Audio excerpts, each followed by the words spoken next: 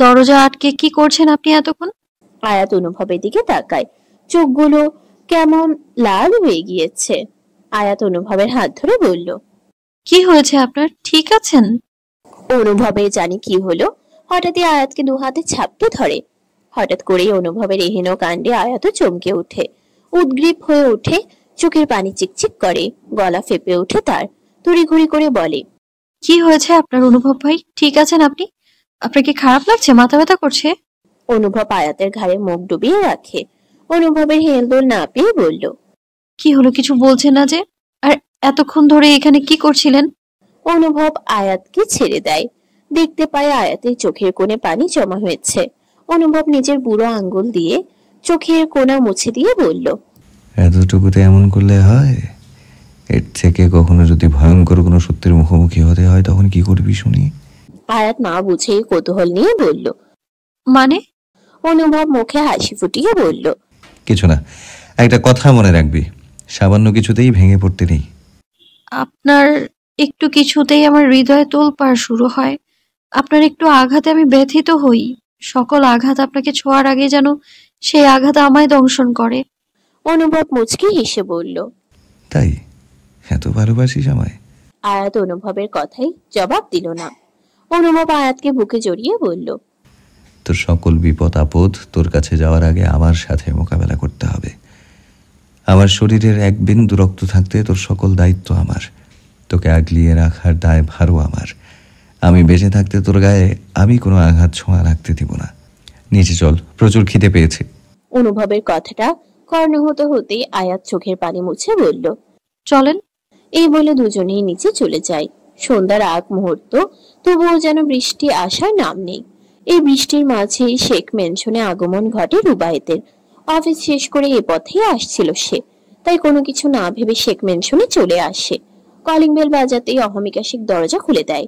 রুবায়েতকে দেখে অহমিকা বলল, রুবায়েত, বাবা তুই? মামিকে দেখে রুবায়েত একগাল হেসে বলল, এই পথে যাচ্ছিলাম, বাহির প্রচুর বৃষ্টি, তাই ভাবলাম তোমাদের সাথে দেখা করেই যাই। ভেতরে আয়। ভালোই করেছিস শেষে। বাইরে যে বৃষ্টি হচ্ছে, মনে তো হচ্ছে না কমবে। কর্মব্যস্ত জীবন এরকমই, ঝড়ঝাপটা কিছুই মানে না। রুবায়েত বলল। জি মামি। অহমিকা শেখ বলল, তুই বস, আমি আসছি। এই বলে তিনি কিচেনে চলে যায়। অনুভব এসে রুবায়েতকে দেখে বলল, তুই এই অসময়ে? রুবায়েত দাঁত কপাটি বের করে বলল, কেন, শালা আসা যাবে না? রুবায়েতের কথায় অনুভব বিরক্তি নিয়ে বলল, একবার এসব উদ্ভট কথা বললে দাঁত ফেলে দিব। রুবায়েত তা শুনে বলল। তোর শালা নাই দেখে হিংসে হয়? অনুভব তা শুনে বলল, ইডিয়েট কোথাকার, তুই এখানে কেন? তোর টেরা বোনের রাগ ভাঙাতে এসেছি। আমার বোনের থেকে দূরে থাকবি রুবায়েত। একদম বোনের হয়ে ভিলেনগিরি করবি না, বন্ধু হয়ে হেল্প কর। তার আগে তোর ভাই হই, 6 মাসের বড়। লজ্জা লাগে না বড় ভাইয়ের কাছে হেল্প চাইতে? রুবায়েত অনুভবের কথা শুনে দু হাত সামনে ধরে সম্মানের সহিত বলল, ওকে ভাই, আপনি ভাবির সাথে যান, আমি আমার হবু বউয়ের সাথে একটু দেখা করে আসি। রুবায়েত উঠতে নিবে, অনুভব রুবায়েতকে ধরে বলে, মোটেও না। ঈশা নিচে আসার জন্য পা বাড়াতেই ড্রয়িং রুমে রুবায়েতকে দেখে থেমে যায়। রুবায়েত ঈশাকে দেখে করুণ চোখে তাকিয়ে থাকে, কান ধরার অভিনয় করে। ঈশা সেসব দেখে আবারও নিজের ঘরে চলে যায়। ঈশা রুবায়েতকে দেখে আবারও নিজের ঘরে চলে যায়। রুবায়েত অসহায় চোখে তাকায় ঈশার যাওয়ার দিকে। রুবায়েত মনে মনে বলে, এই পাগলকে নামাবো কিভাবে আল্লাহ। অনুভব রুবায়েতের দিকে ভ্রুকুচকে তাকিয়ে আছে। রুবায়েত তা দেখে বলল, দেখছিস কেন এভাবে? আমি কিন্তু ছেলে। কথাটা বলতেই অনুভব নাক ছিটিয়ে বলল, ডিসগাস্টিং ইডিয়েট, তুই যাবি এখন? তুই এই বৃষ্টির মাঝে আমার তাড়িয়ে দিচ্ছিস? এটা আমার মামার বাড়ি আর হবু শ্বশুর বাড়ি, বোনের বরকে তাড়ানো লজ্জা লাগে না? অনুভব ভ্রুকুচকে কপালে ভাঁজ ফেলে গম্ভীর স্বরে বলল, বিয়ের আগেই শ্বশুর বাড়ি আসতে তোদের লজ্জা করে না? রুবায়েত চট করে জবাব দিল, না, একটুও না। তুই কি আমার নিজের মতো ভাবছিস? আমি কি এমন যে বউয়ের ফেলে দূরে চলে যাব? বউ তো ভালোবাসার মানুষ, আদরের মানুষ, ওকে দূরে রাখা যায় নাকি? বউকে সব সময় পাশে রাখা লাগে, ভালোবাসা লাগে, বুঝলি? রুবায়েতের কথায় অনুভব খুব খুব করে কাঁদতে কাঁদতে উঠে বসলো। বন্ধু হোক আর ভাই হোক, কথা তো তার নিজের বোনকে নিয়ে, ব্যাপারটা হালকা ভাবে নেওয়ার মতো না। আর এই রুবায়েত যে একটা বিচ্ছু, সেটা অনুভব হাড়ে হাড়ে জানে। তাই একটু রেগে গলা চড়িয়ে বলল, তোর বিয়ে ক্যান্সেল। এই কথা শুনে রুবায়েতের চোখ বিস্ময়ে বড় হয়ে গেল। তড়িৎ গতিতে বলে উঠল, এই না, একদম না, ক্যান্সেল ট্যালেন্টস কিছু হবে না। তোর বোন আমার কত শখের, 27 বছরের সুপ্ত ভালোবাসা, এই পর্যন্ত আসতে কত কাঠখড় পোড়াতে হয়েছে জানিস তুই? আর তুই কিনা বলিস বিয়ে ক্যান্সেল। এমন করলে আমি কিন্তু শ্বশুর বাড়ির সামনে মিছিল করব, শালার বিরুদ্ধে প্রতিরোধ আন্দোলন শুরু করব। দরকার হলে আয়াতকে নিয়ে গিয়ে ওর মামার বাড়িতে রেখে আসবো, কিন্তু বিয়ে তো হবেই। অনুভব জানে রুবায়েত বিচ্ছু হলেও তার বোনকে অসম্ভব রকমের ভালোবাসে। তার ভালোবাসায় কোনো খাত নেই। রুবায়েত উপরে যেমন, ভিতরটা একদম স্বচ্ছ। রুবায়েতের কথা শুনে বলল, আমার বউয়ের দিকে হাত বাড়ালে কেটে টুকরো টুকরো করব, ভুলেও এই চিন্তা মাথায় আনবি না। রুবায়েত বলল, তাহলে আর কি, এখন যেতে দে তোর বোনের কাছে। অনুভব যেতে দিল না, বরং রুবায়েতকে আটকে ধরে থাকলো। বিয়ের আগে কোনো মতেই এই বিচ্ছুকে বোনের আশেপাশে ঘেঁষতে দিবে না। অনুভব যেতে দিচ্ছে না দেখে রুবায়েত বলল, তোর সমস্যাটা কি অনু? এমনিতেই তোর বোন আমার ওপর ক্ষেপে বোমা হয়ে আছে, আর তুই কিনা ভিলেনগিরি করছিস। এটা কিন্তু মোটেও ঠিক হচ্ছে না। যেতে দে ভাই, আমি তোরে দোয়া করব, এক হালির বাচ্চার বাপ হ তুই। অনুভব থমকে উঠল, দাঁতে দাঁত পিষে বলল, একদম উল্টাপাল্টা বলবি না। আমার বোনকে রাগিয়েছিস কেন? কি করেছিস তুই? রুবায়েত কৃত্রিম হাসি দিয়ে বলল, তোর বোনকে একটা স্পেশাল গান শুনিয়েছি, গান শোনা মাত্রই তোর বোন রেগে মেগে শেষ ভাই। এখন আমার কি হবে? তোর অমন ষাঁড়ের মতো কণ্ঠে গান যে কেউ শুনলে ইট পাটকেল মারবে। রুবায়েত কিছু বলল না আর। তার পকেটে রয়েছে চিঠি আর একটা ফুল। ফুলটা বোধ হয় পকেটে চ্যাপ্টা হয়ে গিয়েছে। এই ফুল দিলে তো আবার খেপে যাবে। এরই মাঝে অহমিকা চা নাস্তা নিয়ে হাজির হয়ে যান ড্রয়িং রুমে। নাস্তার ট্রে টেবিলে রাখতেই রুবায়েত বলল, এসবে কি দরকার ছিল মামি? আমি তো এই বাড়িরই ছেলে। অহমিকা শেখ রুবায়েতের কথা শুনে মৃদু হেসে বলল, তা কি করে হয়? তুই এই পরিবারের ছেলে, তার উপর এই বাড়ির হবু জামাই, এতটুকু তো করতেই পারি। এই বলে তিনি নাস্তা দিয়ে চলে গেল। রুবায়েত হালকা করে একটু খেয়ে নেয়। ঠিক তখনই অনুভবের ফোন আসে। কলটা ধরতেই সে একটু দূরে গিয়ে কথা বলতে থাকে। অনুভব যেতেই রুবায়েত উঠে দাঁড়ায়। তার হাতে এখন একটা গুরুত্বপূর্ণ কাজ। চিঠিটা ঈশার কাছে পৌঁছাতেই হবে, কিন্তু কিভাবে? দ্বিধাগ্রস্ত মনে ভাবতে ভাবতে সিদ্ধান্ত নেয় উপরে যাওয়া যাক। এই ভেবেই সে সিঁড়ি বেয়ে উঠে যায় এবং গিয়ে দাঁড়ায় ঈশার রুমের দরজার সামনে। সে হালকা ঠকঠক শব্দ করে বলে ওঠে, ঈশা পাখি, দরজা খোল। এত রাগ কিসের? আমি তো একটু মজা করছিলাম। কিন্তু ভিতর থেকে কোনো সাড়া নেই। রুবায়েত এবার একটু গলা নরম করে আবারও অনুনয়ের সুরে বলল, বউ, দরজাটা খোলো না, আমি কানে ধরছি, আর এমন ভুল করব না। খট করে দরজাটা খুলে গেল। ঈশা দাঁড়িয়ে আছে দরজার ওপারে, মুখ ফুলিয়ে, চোখে একরাশ অভিমান। তার নিঃশব্দ উপস্থিতিতেই ঘরের বাতাস ভারী হয়ে উঠল। সামনে দাঁড়িয়ে থাকা রুবায়েতের শরীর জুড়ে বৃষ্টির ছাপ, ভেজা চুল, ভেজা শার্ট তাকে আরো করুণ, আরো আকুল করে তুলেছে। রুবায়েত ঈশার দিকে হাত বাড়িয়ে দিল, কিন্তু ঈশা 2 কদম পিছিয়ে গেল। চোখে মুখে স্পষ্ট অবজ্ঞা আর দাম্ভিকতা। ঠোঁট শক্ত করে বলল, এখানে কেন এসেছো তুমি? রুবায়েত হালকা হেসে বলল, রোমান্স করতে এসেছি। একটু থেমে ঈশার চোখের গভীরে তাকিয়ে বলল, এত রাগ কেন তোমার, বলো তো? আমি তো সেট মজা করেই বলছিলাম, এত রাগ করো না। তার কণ্ঠে ছিল কোমলতা, চোখে একরাশ অনুরোধ। তোমার এই রাগ অভিমান জানো আমার আরো সুন্দর করে তোলে। আমি সেই রাগী মুখটার মাঝে ভালোবাসার খুঁজি, সেই সৌন্দর্যে আমি প্রতি মুহূর্তে জ্বলে যাই। বুকের ব্যথায় হয় প্রচন্ড ব্যথা। ঈশা কিছু না বলে দাঁড়িয়ে শুনল শুধু। বিয়ের আগের এভাবে যাওয়া আসাটা বেমানান, তাই রুবায়েত তেমন আসে না। সে আর দেরিও করলো না, পকেট থেকে চিঠিটা বের করে ঈশার হাতে দেয়।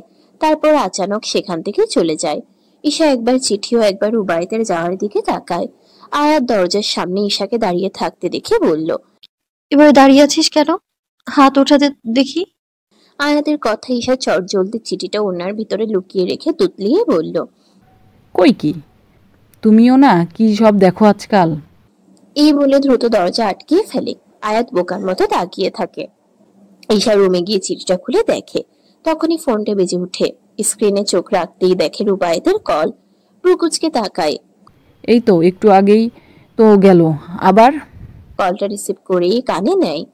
ও পাশ থেকে রুবায়েতের কণ্ঠ ভেসে আসে। ঈশা, বেলকনিতে আয়। ঈশা একটু থমকে যায়। রুবায়েত কখনো তুই কখনো তুমি করে কথা বলছে। আপাতত সেসবে মাথা না ঘামিয়ে সে এগিয়ে যায় ব্যালকনির দিকে। বৃষ্টি পড়ছে ঝিরঝির করে। বাইরে বৃষ্টির তাড়নায় মানুষজন নেই। ঈশা দেখে তার ব্যালকনি নিচে রুবায়েত দাঁড়িয়ে আছে। ফোনটা পকেটে গুজে সে জারুল গাছ থেকে এক টুকরো ডাল ভেঙে নেয়, যেটাতে বেগুনি ফুল ঝুলে আছে। পরক্ষণেই রুবায়েত হাঁটু গেড়ে বসে পড়ে রাস্তার মাঝে, হাত উছিয়ে ধরে জারুল ডালটা। ঈশা নিঃশব্দে দাঁড়িয়ে দেখে এই পাগলামিটুকু। বৃষ্টিতে রুবায়েত পুরো ভিজে যাচ্ছে, কিন্তু তার মুখে লেগে আছে এক রোখা দৃঢ়তা। হঠাৎই রুবায়েত গলা উঁচু করে বলে ওঠে, আমার ওপর যতই রাগ অভিমান হোক না কেন, কখনো কথা বন্ধ করবি না ঈশা। তোর কণ্ঠ না শুনতে পারলে আমি পাগল হয়ে যাই। পৃথিবীর সব রোগের ওষুধ হয়তো আছে, কিন্তু তুই তুই আমার সব রোগের একমাত্র ওষুধ। ঈশা অবাক চোখে তাকিয়ে আছে। সে কিছু বলে না, কিছু করে না, শুধু চেয়ে থাকে। তার সামনে দাঁড়িয়ে থাকা রুবায়েত হঠাৎ করে দু হাত মেলে চিৎকার করে ওঠে, আই লাভ ইউ ঈশা। আকাশ ভেঙে যেন বৃষ্টি নামে। একদিকে প্রকৃতির উচ্ছ্বাস, অন্যদিকে এক প্রেমিক উন্মাদ ঘোষণা। অন্যদিকে এক প্রেমিকের উন্মাদ ঘোষণা।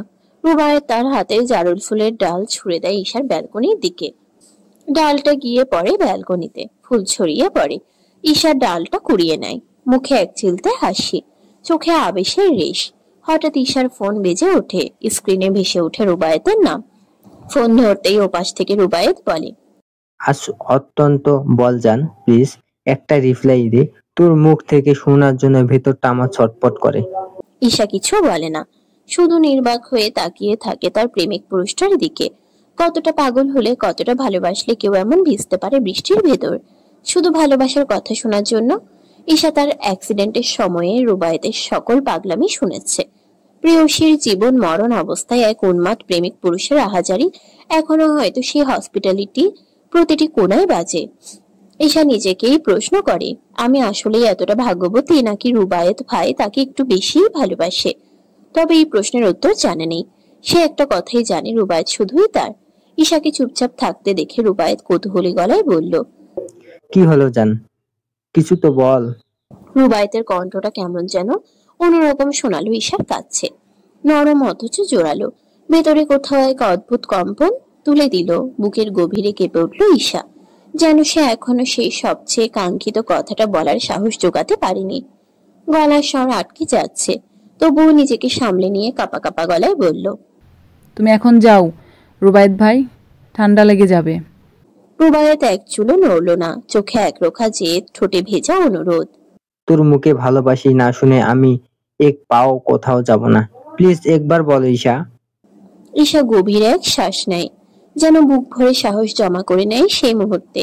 তারপর ফোনটা কানের কাছ থেকে সরিয়ে আনে, মুখের সামনে নিয়ে আসে ধীরে ধীরে। ঠোঁট কাঁপে, গলা বেয়ে বেরিয়ে আসে সেই বহুদিন জমে থাকা শব্দগুলো। ভালোবাসি তোমায় রুবায়েত ভাই। এক মুহূর্তের জন্য যেন পুরো দুনিয়া থেমে যায় রুবায়েতের কাছে। চোখে মুখে এক অপার্থিব তৃপ্তির ছাপ। এটাই তো চেয়েছিল সে, দিনের পর দিন, রাতের পর রাত ধরে শুধু এই কথাটির জন্যই প্রহর গুনেছে। আজ যেন তার সব স্বপ্ন সত্যি হয়ে গেল। আবেগ আর উত্তেজনায় বৃষ্টি ভেজা আকাশের নিচে লাফিয়ে উঠে সে। ঠান্ডা ভেজা মাটিতে দাঁড়িয়ে থেকেও এক চিলতে রোদের মতো হাসে, যেন পৃথিবীর শ্রেষ্ঠ উপহারটা তার ঝুলিতে এলো আজ। চিৎকার করে বলে, আমার একান্ত হওয়ার জন্যই রেডি হও ঈশা। রাতটা গভীর, বৃষ্টির জন্য চারদিকে পানি ভরে রয়েছে। শহরের রাস্তা যেন এক নদীর চেয়ে কম না, পানিতে থই থই অবস্থা।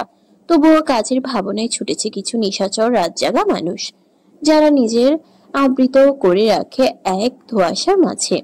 তাদের কাজটাই যে এমন নীরব, নিশুতি আর প্রহেলিকাময়। আদমান কায়েসের হাতে থাকা কিছু ফাইল তিনি মনোযোগ দিয়ে ঘাটাঘাটি করছিলেন। হঠাৎই একটা ফাইল থেকে একটি ছবি চোখে পড়ে, একটি হাতঘড়ির ছবি। তিনি চমকে উঠেন। সেদিনের ঘড়িটা থেকে সংগ্রহ করা হাতের ছাপ দেখে তিনি নিশ্চিত হন এটা ডেভিড ম্যাকের ঘড়ি। তবে শুধু তাই নয়, ঘড়িটা তার কাছে বেশ পরিচিত মনে হচ্ছে।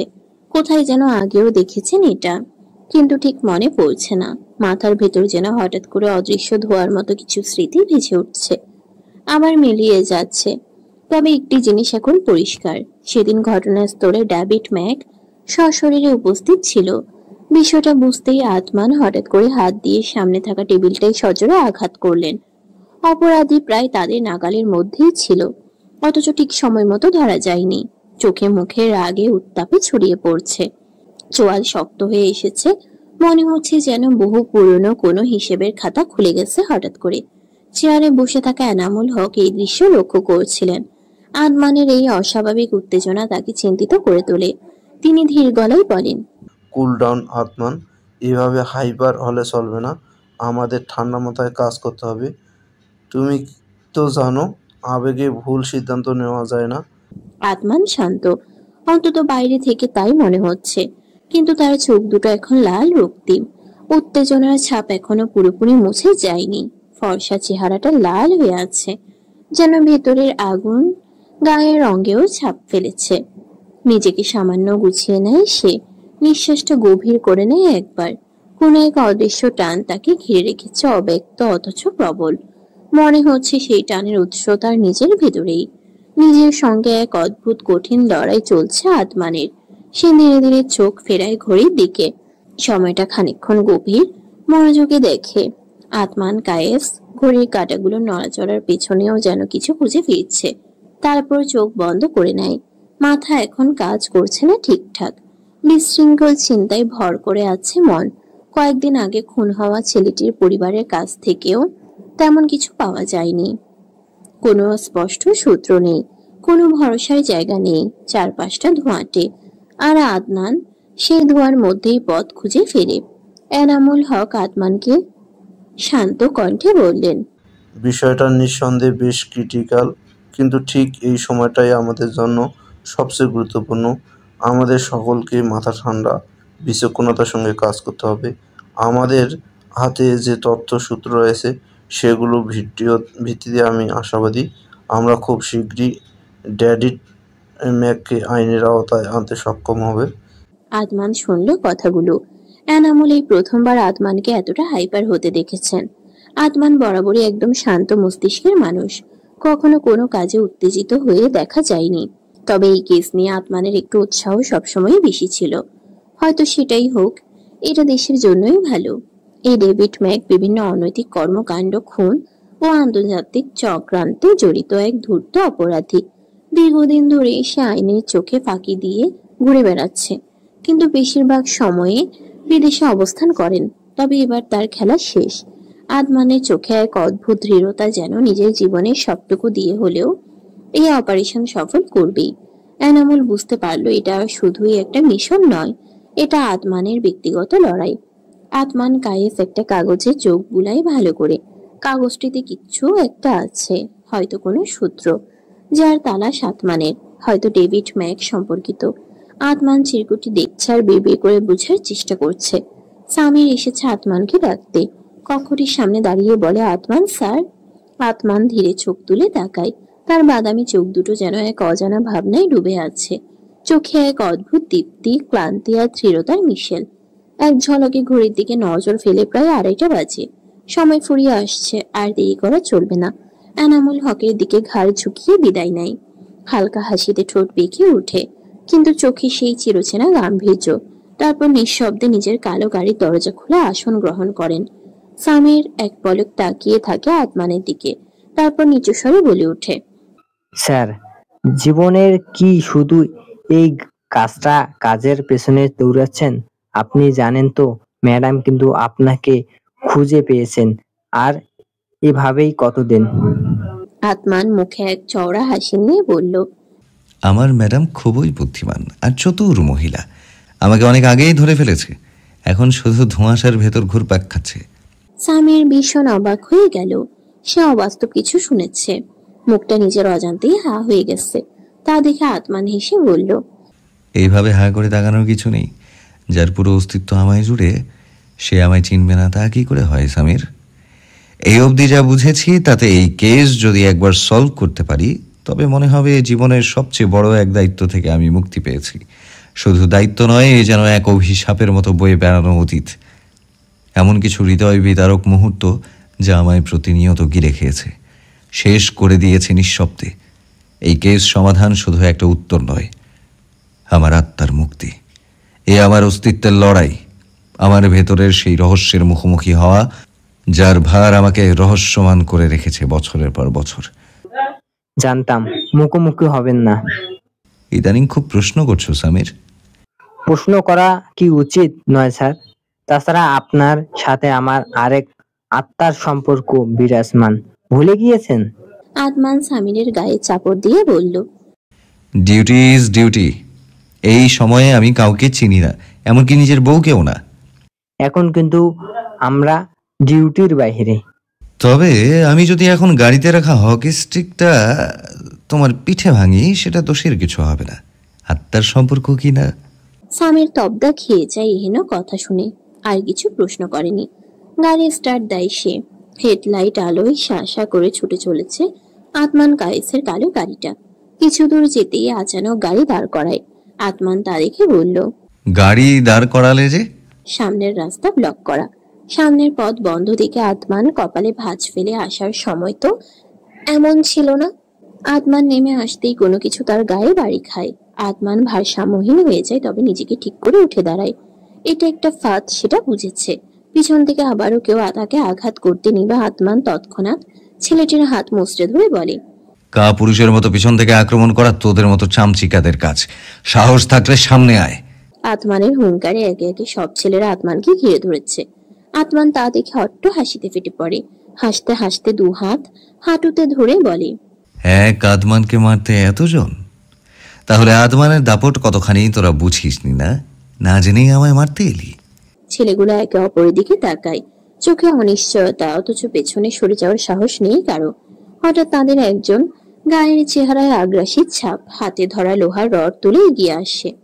সে যেন ছুটে আসে ঝাঁপিয়ে পড়ার জন্য, কিন্তু ঠিক তখনই আদমান এক ঝটকায় সামনে এসে নিজের শক্ত মুষ্টি ছেলেটির পেট বরাবর বসিয়ে দেয়। ধাক্কায় ছেলেটি ছিটকে গিয়ে কাদায় গড়িয়ে পড়ে। কাদা মাটি, বৃষ্টি আর ধোঁয়াটে বাতাসে সেই দৃশ্য যেন ধুয়ে মুছে যায়, কিন্তু তার আর্তনাদ স্পষ্ট হয়ে ওঠে। এই দৃশ্য দেখে বাকি ছেলেরা আর দাঁড়িয়ে থাকতে পারে না। দল বেঁধে ছুটে আসে আদমানের দিকে, কিন্তু আদমান থেমে থাকে না। গাড়ির ডিকি খুলে সে বের করে আনে হকি স্টিক। তারপর শুরু হয় এক নির্মম প্রতিরোধ। একের পর এক ছেলেকে সে আছাড়ের পর আছাড়ে ফেলে দেয়। একের পর এক ছেলেকে সে আছাড়ের পর আছাড়ে ফেলে দেয়। কেউ কাদাই গড়াগড়ি খায়, কেউ হকি স্টিকের বাড়ি খেয়ে ছিটকে পড়ে যায় দূরে। তারা এসেছিল আদমানকে মারতে, অথচ এখন নিজেরাই যেন বৃষ্টিতে ভিজে গলে যাওয়া কিছু পুতুল। চারপাশে বৃষ্টি, কাদা আর হিংস্রতা। সে পরিবেশের মধ্যে দাঁড়িয়ে আদমান চিৎকার করে ওঠে, কে পাঠিয়েছে তোদের? বল। তার চোখে মুখে কোনো দয়া নেই, কোনো মানবিকতার শেষ রেখাটাও বিলীন হয়ে গেছে। যেন মানবিকতার শেষ রেখাটাও বিলীন হয়ে গেছে। মাটিতে পড়ে থাকা এক ছেলেটি থরথর করে কাঁপতে কাঁপতে বলে, আষাঢ়ে বর্ষার বাড়িধারা কাটিয়ে রৌদ্রোজ্জ্বল দিনের আগমন ঘটেছে। শরৎকালে রৌদ্রময় দিন নতুন এক সৌন্দর্য মণ্ডিত করেছে ধরণীকে। রাস্তার ধারে সাদা কাশফুলে যেন প্রকৃতি নতুনভাবে সেজে উঠেছে, মন ও শরীরকে নাচিয়ে তুলে বারংবার শুভ্রতার প্রেমে। কপত কপতি একসাথে হারিয়ে যাচ্ছে যেন সাদার মাঝেই। ফারহার প্রেগন্যান্সির 6 মাস চলছে। সময়ের সঙ্গে সঙ্গে যেন আরো সুন্দর আর স্বাস্থ্যবান হয়ে উঠেছে। প্রতিদিন নিয়ম করে খাওয়া দাওয়া হচ্ছে, ডাক্তারদের পরামর্শও মেনে চলছে। তবে মাঝে মাঝে খাবারের প্রতি এক ধরনের বিরক্তি চলে আসে ওর মধ্যে। তখন কিছুই ভালো লাগে না খেতে। এই নিয়ে আহানের সাথে প্রায়ই রাগারাগি হয় ওর। কিন্তু আহান তো আহানই, ফারহার খেতে ইচ্ছে না করলেও জোর করে মুখে তুলে দেবে খাবার, কখনো আদর করে, কখনো মিষ্টি করে ধমকে। আহানের সেই প্রচেষ্টায় রাগ হলেও কোথাও গিয়ে ওর মনও ভরে যায়। একদিন রাগ করে শাশুড়ি মায়ের কাছে বিচার দিল ফারহা। আহান সবসময় খেতে বলে, ভালো লাগে না, তাও খেতে হয়। শাশুড়ি মা হাসি মুখে বললেন, তোরা তোর বাবুর জন্য খাওয়া লাগবে বেশি বেশি, এই সময় কম খেলে তোরই ক্ষতি। আর বাবুরও তোর তো এমনিতেও হেলথ কন্ডিশন একদম পারফেক্ট না। শাশুড়ি মায়ের এই কথাগুলো শুনে ফারহার চোখ ভরে এলো, চোখের কোণে টলমল করে অশ্রু। সে জানে না মায়ের ভালোবাসা কেমন হয়, তবে ভাগ্য করে মায়ের মতো শাশুড়ি মা পেয়েছে। বেলা 9টা বাজে। আহান এখনো ঘুমিয়ে রয়েছে। সকালেই উঠেছে ফারহা, বই নিয়ে বসেছে সে। সামনে এক্সাম, তাই পড়াশোনা সেরকম করা হয়নি এই কয়েক মাস। দরজার করাঘাতে ফারহা বই থেকে চোখ তুলে তাকায়, তারপর আস্তে করে উঠে দরজার কাছে গিয়ে দরজা খুলে দেয়। অনিমা খাবার নিয়ে দাঁড়িয়ে আছে। ফারহা শাশুড়িকে দেখে বলল, মা, ভিতরে আসো। অনিমা মুচকি হেসে বলল। আহান উঠেছে? ফারহা মাথা নাড়িয়ে বলল, সে তো এখনো ওঠেনি, ঘুমোচ্ছে। এখনো আমি ডাকিনি, অনেক রাতে ফিরেছে তো। আচ্ছা। ছেলে ঘুমোচ্ছে দেখে অনিমা আর ঘরে গেল না। দরজা থেকে ফারহাকে বলল, খাবারটুকু সব খেয়ে নে, একটাও যেন না বাঁচে। তোর বাবা অফিসে যাবে, চা চাচ্ছে, আমি নিচে যাচ্ছি, কেমন? ফারহা মাথা নাড়িয়ে সম্মতি জানায়। অনিমা চলে গেলে ফারহা খাবারের প্লেট হাতে নিয়ে ভিতরে আসে। আহান গভীর ঘুমে এখনো। রাতে কখন যে ফিরেছে নিজেও জানে না। ফারহা খাবারের প্লেট রেখে আহানের মাথার কাছে বসে পড়ে। ফারহা হাত বাড়িয়ে আহানের মাথার চুলগুলো ছুঁয়ে দেয়। আহানের নড়চড় নেই একদম। তারপর ফারহা আহানকে ডাকতে থাকে, আহান, আহান উঠুন, অনেক সকাল হয়ে গেছে, উঠবেন না আপনি? আহান ফারহার ডাকে একটু নড়ে, তবে অধিক ঘুমের জন্য সে ফারহার ডাক শুনতে পেল না। ফারহা এবার আহানের দিকে ঝুঁকে ডাক দেয়, এই যে আহান, উঠুন তো, মা ডাকছে আপনায়, উঠুন। এবার আহান ঘুমের মাঝে হঠাৎ টের পায়, তবে ঘুমের রেশ এখনো কাটেনি। চারপাশের জগৎ তার কাছে অনুজ্জ্বল, ঝাপসা। চোখ আধ খোলা, কিন্তু চারদিকে অস্পষ্ট। ফারহাকে ঝুঁকে থাকতে দেখে অবচেতন ভাবে তার হাত ধরে হঠাৎ টেনে নেয় নিজের বুকের উপর। আচমকা এমন আচরণে ফারহা চমকে উঠে। অপ্রস্তুত আর ভয় মিশ্রিত কণ্ঠে বলে উঠে, ছেড়ে দিন, ব্যথা পাচ্ছি, পেটে চাপ পড়ছে। আহানের হুঁশ ফিরে মুহূর্তেই, যেন কেউ ঘুম ভেঙে কঠিন বাস্তবতায় ফেলে দিল। চোখ মেলে দেখে ফারহা তার গলায় জড়িয়ে কাতর হয়ে আছে। সঙ্গে সঙ্গে নিজেকে গুছিয়ে ফারহাকে আলতো করে ধরে বসায়।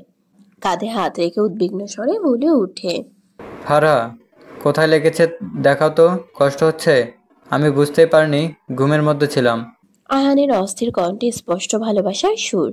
ফারহা সেই দৃষ্টিতে তাকিয়ে থাকতে পারে না। অনিচ্ছা সত্ত্বেও মুখে এক চিলতে হাসি ফুটে ওঠে। তার এই হাসি যেন ছুঁয়ে যায় আহানের ভেতরের অশান্তিটুকু। ফারহা কোমল কণ্ঠে বলল, আমি ঠিক আছি, একটু লেগেছে শুধু। আপনি এত হাইপার হচ্ছেন কেন? আহান স্বস্তির শ্বাস নেয়, যেন বুকের ভেতর জমে থাকা সব চিন্তা এক নিঃশ্বাসে উড়িয়ে দিল। তোমার এই অবস্থায় একটু কিছু হলেই ভয় পাই ফারহা। জানো তো, তুমি আর আমাদের আশা জাগা করা ছোট্ট প্রাণটা তোমার মিলে আমার পুরো পৃথিবী। তোমাদের কোনো কষ্ট আমি সহ্য করতে পারি না। একটু আঁচ লাগলেও মনে হয় হৃদয়ে কেউ শুলে বিদ্ধ করলো। ফারহার চোখে তখন অদ্ভুত এক দীপ্তি, ভালোবাসা, নির্ভরতার আর অজস্র অনুভূতির সংমিশ্রণ। ফারহা আহানের কাঁধে হাত রেখে বলল, কিন্তু আপনি আমার পুরো পৃথিবী, আমার এক দলাচালে জীবনে আপনি হয়ে এসেছেন ভরসার একমাত্র ভরসার জায়গা।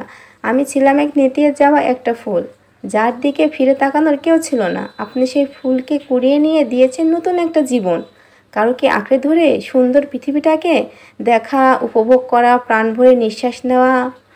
আপনি না থাকলে অকালে ঝরে পড়তাম আমি। এখন কেউ তো আমার আছে, একটা মানুষ, একটা ছোট্ট সংসার। আমার এই সুখের একমাত্র কারণ আপনি। এখন আমি মরেও শান্তি পাবো। আহান ফারহার পুরো কথা মন দিয়ে শুনে, কিন্তু শেষের কথাটা শুনে আহান ফারহার ঠোঁটে আঙ্গুল দিয়ে বলল, একদম বাজে কথা বলবে না, একদম বাজে কথা বলবে না। তোমাকে নিয়ে 1000 বছর বাঁচার তীব্র আকাঙ্ক্ষা, তুমিহীনা আমার পৃথিবীটা একদম শূন্য। আর কখনো এসব বলবে না। ফারহা হাসি শুধু। আহান ফারহার হাসি দেখে বলে, তোমার এই হাসিটা আমার সবচেয়ে প্রিয়। তোমার হাসিতেই আমি আমার সর্বসুখ খুঁজে পাই। আহান দম নিয়ে বলে, খেয়েছো তুমি? খাইনি এখনো, মা খাবার রেখে গিয়েছে, আপনাকে তো ডাকতে এলাম। ফারহা এখনো খাইনি শুনে আহান রাগী কণ্ঠে ধমকে ওঠে, এখনো খাওনি কেন? সময় দেখেছো, 9টা পার হয়ে গেছে, আর তুমি কিনা এখনো না খেয়ে আছো। আমার বাচ্চাকে কষ্ট দিচ্ছ? আহানের ধমক খেয়ে ফারহার মুখের হাসি গায়েব হয়ে যায়। মুখটা গম্ভীর করে বলল, পড়ছিলাম আমি। আহান তা শুনে বলল, নিষেধ করিনি। এই সময় পড়াশোনার প্রেশার না নিতে। তোমাকে এত পড়িয়ে আমি করবোটাই কি? এমনিতেই তোমার শরীর অনেক উইক। এই সময় এইসব প্রেশার নিতে হবে না। আমার কথা শোনো না কেন তুমি? আহানের এক নাগারে কথাগুলো শুনে ফারহা বলল, আমি পড়তে চাই আহান। আমার এই অবধি পড়াশোনা অনেক কষ্ট করে এসেছে। এমনও দিন গিয়েছে মামির থেকে বাঁচতে না খেয়ে স্কুল কলেজ গিয়েছি। তাছাড়া এখন পড়তে আমার অসুবিধা হচ্ছে না। আহান ফারহার কথায় তপ্ত শ্বাস নেয়। এই মেয়েটার জীবনে সেই দিনগুলোর কথা মনে আসতেই বুকটা ভারী হয়ে আসে। আহান দীর্ঘশ্বাস নিয়ে বলে,